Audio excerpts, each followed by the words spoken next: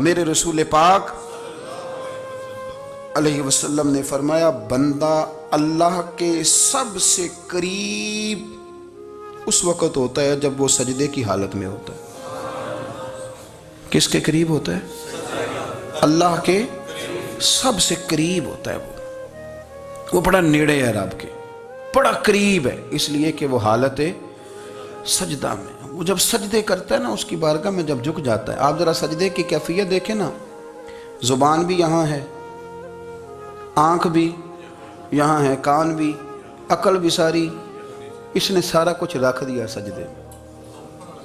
آپ وہ کبھی پیچھے جائیں تو دیہاتوں میں کہا جاتا تھا ناک سے نکیریں نکالو، بہت بڑی سزا ہوتی تھی نا، ناک سے نکیریں نکالو، بڑی سزا ہوتی تھی۔ تو اس نے کہا مالک مجھے کسی نے کہا نہیں، پر دیکھنا میں نے رکھ دی ساری عقل سجدے میں، اور رکھ کے کہا کیا سبحان ربی یا اللہ، اللہ میں پست ہوں تو اعلیٰ ہے، اللہ تو میرا رب ہے اور تو سب سے اعلیٰ اتنا۔ اور فرمایا جب یہ اس کیفیت میں ہوتا ہے تو پھر یہ اپنے رب کے قریب ہوتا ہے۔ کثرت عبادت، نوافل۔ ہمارے ہاں عمرے کی قرآن اندازی محفلوں پہ ہونے لگ گئی ہے، حالانکہ حدیث سے ثابت نہیں۔ میں دوستوں سے کہتا ہوں جائز ہے، کرنی چاہیے، عمرے کی قرآن اندازی جائز ہے، پر کسی حدیث میں نہیں آئی کہ قرآن اندازی کرو عمرہ کرو۔ حدیث میں قرآن اندازی یہ آئی ہے کہ نبی پاک علیہ السلام نے فرمایا تمہیں پتہ چل جائے نا پہلی صف کا ثواب کتنا ہے، تم قرآن اندازی کرو۔ عمرے کی قرآن اندازی کا تو پوسٹر چھپتا ہے، تو یہ والی قرآن اندازی کب ہونی ہے؟ ہونی چاہیے کہ نہیں؟ حضور نے فرمایا تمہیں پتہ چلے کہ اس کا ثواب کتنا تو تم قرآن اندازی کرو، تم قرآن ڈالو۔ جب آپ نماز پڑھ رہے ہوتے ہیں، جب آپ کا مصلی آباد ہوتا ہے، صلاح الدین ایوبی ایک بزرگ سے ملاقات ہو گئی، بیت المقدس پر قبضہ تھا عیسائیوں کا، تو صلاح الدین بڑے پریشان تھے۔ بابا جی کہنے لگے پتر کیا ہوا؟ کہنے لگے حضور پتہ چلا ہے دشمن کے 2 بحری بیڑے اسلحہ لے کے آ رہے ہیں، مسلمان پہلے ہی کمزور ہیں، اور اب اگر 2 بحری بیڑے اور آ گئے تو حضور مسئلہ بن جائے گا۔ تو میں پریشان ہوں کہ کس طرح یہ کم مسئلے والی ہماری فوج ہے کیسے مقابلہ کرے گی۔ تو بابا جی کہنے لگے پتر اس طرح کرنا، آج رات تو بھی دعا کرنا اور میں بھی کروں گا، تو بھی دعا کرنا، آپ ناراض نہ ہونا، ہم تو پیروں والے ہیں، ہم تو پیروں کے نوکر غلام ہیں، ہمارا تو گزارا ہی نہیں، ہمیں تو ملتا ہے سارا کچھ وہاں سے۔ پر میرا سوال یہ ہے کہ تعویذ لینے جاتے ہو نفل کیوں نہیں پڑھتے؟ رات اللہ اللہ کیوں نہیں کرتے؟ یہ بھی تو ہمارے بزرگوں کا ہی طریقہ ہے، انہوں نے تو ہمیں سکھایا ہے۔ صلاح الدین ایوبی سے بزرگوں نے کہا کہ رات آج نا اللہ اللہ کرنا، تو میں تیرے لیے دعا کروں گا، تو بھی دعا کرنا۔ تو بندہ جب دکھی ہوتا ہے تو سجدہ کرتا ہے تو پھر ہی تو مصلی بھیگ جاتا ہے، پھر ہی تو مزہ آتا ہے۔ سکھی بندہ تو کعبے جا کے نہیں روتا، دکھی تھے، تکلیف تھی، تو سر رکھا سجدے میں تو تڑپ گئے۔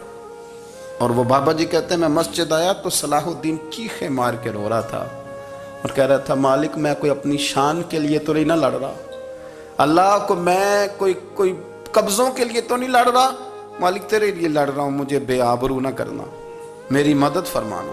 کہتے ہیں میں آیا تھا کہ مسجد میں دعا کروں گا، پر صلاح الدین ایوبی کو روتے دیکھا تو میں لوٹ گیا۔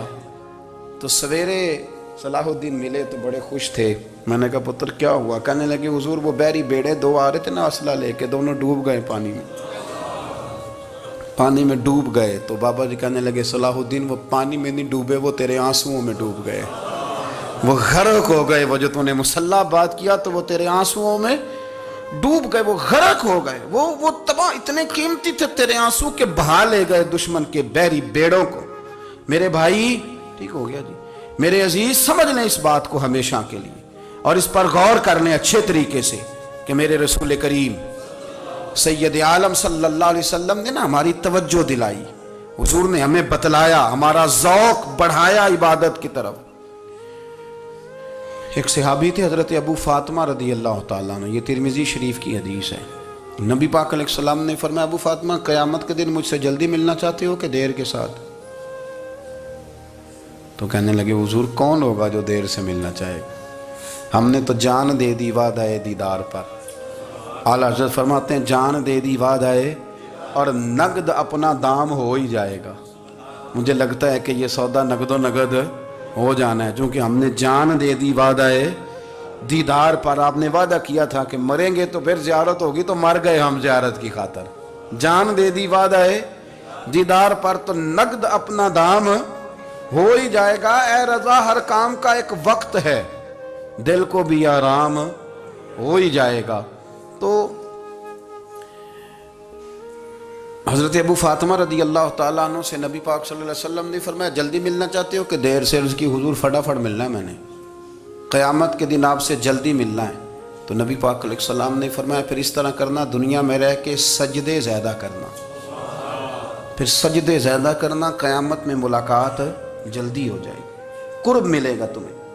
اپنے بچوں کے اندر دیکھیں نا، ہم شوق پیدا کرتے ہیں، ہمیں صحیح لفظ نہیں بولنے آتے، پر ہم بچوں میں شوق پیدا کرتے ہیں کہ پتر ڈاکٹر بن جائے گا تو بڑا نفع کرے گا، تو لوگوں کی خدمت کرے گا، ملک و ملت کی خدمت کرے گا، تیرے ابا کا نام روشن ہوگا، تیرے دادا کی تعریفیں ہوں گی۔ ہم یہ ذوق پیدا کرتے ہیں۔ ہم اپنے نوجوانوں کے اندر یہ فکر پیدا کرتے ہیں، انہیں ہم سمجھاتے ہیں کہ میاں جب تم پڑھو گے، محنت کرو گے تو فلاں آدمی کی طرح تمہارا نام ہوگا۔ یہ جتنا ذوق ہم بچوں کے اندر ان چیزوں کا پیدا کرتے، ہمیں حکم ہے کسی طرح ہم ذوق پیدا کریں کہ پتر نماز پڑھے گا تو اللہ راضی ہو جائے گا، تو سجدہ کرے گا۔ دیکھیں نا، میرے رسول کریم علیہ السلام نے فرمایا 7 سال کے بچے کو مسجد لے کے جاؤ، یعنی اسے شوق دلاؤ، اس کے اندر یہ خاصیت پیدا کرو کہ اس کا دل کرے مسجد میں جانے کا، اس کے اندر یہ خصوصیات لاؤ کہ وہ ہمارے ہاں نا ہر چیز کو پرموٹ کیا جا رہا ہے، ہر چیز کو، یعنی سر سنگیت سکھانے کے لیے اکیڈمیاں بن گئی ہیں، ہر شے پرموٹ ہو رہی ہے، عبادت کا جذبہ کم ہوتا جا رہا ہے، اللہ کا ذوق ہمارے اندر نہیں رہا۔ اور اتنا مشکل ہم نے اپنے لیے بنا لیا ہے کہ وہ بندہ جو بڑی زبردست مذہبی گفتگو کر رہا تھا اور تگڑی بات کر رہا تھا، کیا بات ہے، لیکن نماز کے بارے میں کمزوری دکھا جاتا ہے، نوافل کے بارے میں وہ چپکے سے نکل جاتا ہے۔ امام احمد بن حنبل رحمۃ اللہ تعالی علیہ، مسند امام احمد بن حنبل 14 جلدوں میں ہے مارکیٹ میں، اور مجھے تو خیر پسند ہی بڑی ہے، میں نے تو کئی دفعہ پڑھی ہے۔ اور کیا بات ہے امام احمد بن حنبل کی، کیسے تگڑے قسم کے محدث تھے، اور اللہ نے کتنا انہیں اعزاز عطا فرمایا ہوا تھا۔ یہ کوڑے بھی کھاتے تھے دین کی خاطر، سارا کرتا لہو سے بھر بھی جایا کرتا تھا، بڑا اعزاز والا شخص تھے، بڑے اعزاز والے۔ حدیثیں جمع کرنا، حدیثیں لکھنا، حدیث پڑھانا، سارا دن رہتے تھے۔ کہہ سکتے تھے کہ میں کر تو رہا ہوں کام، اور حدیث بھی موجود ہے کہ عالم عابد سے افضل ہوتا ہے، پر اس کے باوجود امام احمد بن حنبل رحمۃ اللہ علیہ 300 نفل فرض نمازوں کے علاوہ پڑھا کرتے تھے، 300 نوافل روز پڑھا کرتے تھے۔ ان کے بیٹے نے کہا ابا جی مکان خریدنا ہے تو کوئی جگہ کہاں کر کے لوں، بہت ساری آبادیاں، تو فرمایا پتر وہاں لینا جہاں مسجد قریب ہو۔ میرے رسول کریم سید عالم صلی اللہ علیہ وسلم اتنا پسند کرتے مسجد کو، اتنا پسند کرتے نماز کو، کہ رسول کریم صلی اللہ علیہ وسلم تہجد کی نماز بھی پڑھتے، پھر حضور فجر کی نماز بھی پڑھتے، نبی پاک وتر کو الگ کر کے پڑھتے، عشاء کے ساتھ نہیں پڑھتے۔ یہ تو ہم اس لیے اجازت دی ہمارے بزرگوں نے کہ بعد میں اٹھے گا کون علیحدہ وتر پڑھنے کے لیے، عشاء کے ساتھ پڑھ لیں۔ وتر پڑھتے، تہجد پڑھتے، فجر پڑھتے، اشراق پڑھتے، چاشت پڑھتے، پھر مغرب کی نماز کے بعد 6 رکعت اوابین پڑھتے، پھر رات کو صلاۃ اللیل پڑھتے۔ سیدہ عائشہ صدیقہ کہتی ہیں زمانہ سو جاتا اور میرے رسول مصلی بچھا کے کھڑے ہو جاتے۔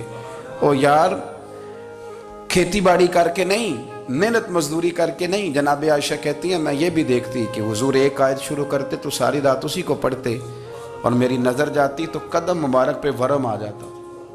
یار نماز پڑھ کے، اتنی مشقت کر کے، اتنی جد و جہد کر کے ورم آ گیا، یا رسول اللہ اتنی محنت کیوں کرتے ہو؟ فرمایا افلا اکون عبدا شکورا، کیا میں اپنے رب کا شکر گزار بندہ نہ بنوں؟ صحابہ کا ذوق عبادتوں کا، ریاضتوں کا، تلاوتوں کا، طبیعت ہے ان کی، وہ ایک دوسرے کو، حضرت مولا علی شیر خدا کرم اللہ تعالی وجہہ